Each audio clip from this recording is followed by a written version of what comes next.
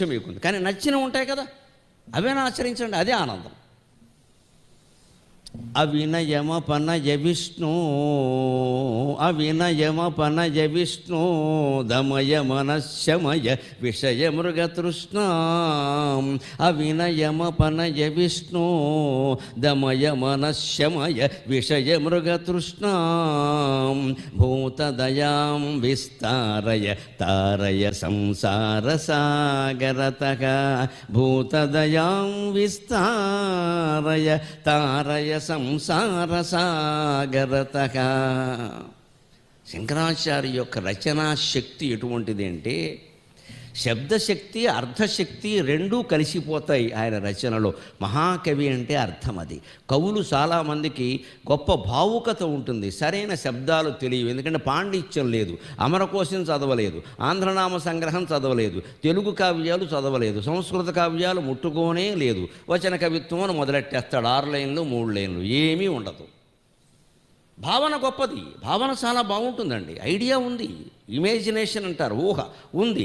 దానికి తగిన శబ్దజాలం లేకపోతే అది జనంలోకి వెళ్ళదు, అది జనంలోకి వెళ్ళదు. మహాకవి శ్రీశ్రీకి అందుకే నేను చాలాసార్లు తలుచుకుని నమస్కారం చేస్తాను, ఎందుకంటే ఆయన భావాలు ఏమైనా కానివ్వండి, సామ్యవాద భావాలు విప్లవ ఆయన ఇష్టం ఆయనది, మనకు అనవసరం ఆ విషయంతో. ఆ భావాలను వ్యక్తం చేయడానికి ఆయన ఎన్నుకున్న భాష ఉందే, వాల్మీకి భాష, వ్యాసుని భాష, తిక్కన గారి భాష నాకు కనబడతాయి నాకు శ్రీశ్రీ కవిత్వంలో. ఏం భాష, ఏం భాష! నువ్వు బాగా సమాజంలో వృద్ధి చెందితే నిన్ను చూసి కుళ్ళిపోయేవాళ్ళు చాలామంది ఉంటారు. నువ్వు ఓడిపోయి చివికిపోయి చితికిపోయి దెబ్బతింటూ ఉంటే నిన్ను చూసి సంతోషించేవాళ్ళు కూడా చాలామంది ఉంటారు. ఇది మామూలు మాట. దీన్ని శ్రీశ్రీ ఎలా చెబుతాడో తెలుసా? నిప్పులు చెంబుకుంటూ నింగికి నువ్వు ఎగిరిపోతే నీవుడు ఆశ్చర్యంతో వీరే. నెత్తురు కక్కుకుంటూ నేలకు నువ్వు రాలిపోతే నీచ నికృష్టంగా వీరే అంటాడు శ్రీశ్రీ. ఇది భాష, ఇది వాడాల్సిన భాష.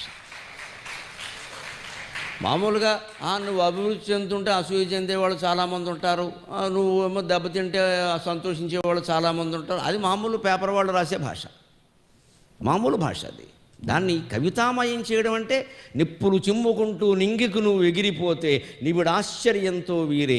నెత్తురు కక్కుకుంటూ నేలకు నువ్వు రాలిపోతే నీచ నికృష్టంగా వీరే. ఇప్పుడు ఇది హృదయాన్ని పట్టుకోకుండా ఉంటుందా? దాని కమ్యూనిజంతో సంబంధమే ఉందండి. భక్తుడైనా ఈ మాట మాట్లాడతాడు. అసూయ అనేది ప్రతి రంగంలో ఉంది.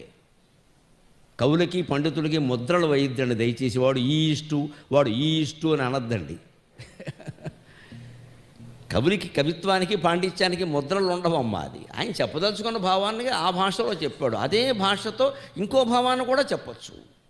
భక్తి, జ్ఞాన, వైరాగ్య సామ్రాజ్యాల్లో కూడా ఈ అసూయలు ఉన్నాయి. జ్ఞానుల మధ్యలో కూడా అసూయలు ఉన్నాయి, సన్యాసుల మధ్యలో ఉన్నాయి అసూయలు. మా మధ్యలో ఉండవేటి, మేమేమైనా అతీతులమా? ఉంటాయి.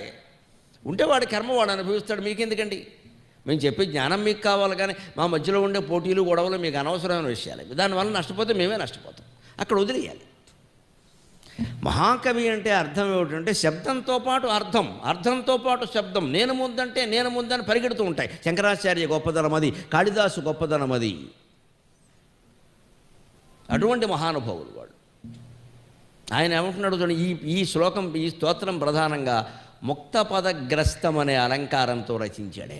అంటే ఒక పాదం చివర ఏ పదం వాడతారో ఆ పదంతోనే రెండో పాదం మొదలవుతుంది. ముక్త పదగ్రస్తం, విడిచిన పదాన్ని మళ్ళీ పట్టుకోవడం. ముక్త పదగ్రస్తం, ముక్త అంటే విడిచిన, గ్రస్తం అంటే పట్టుకోవడం. విడిచిన పదాన్నే మళ్ళీ పట్టుకోవడం. ఒక పాదం చివర తారయ అని వస్తే రెండో పాదం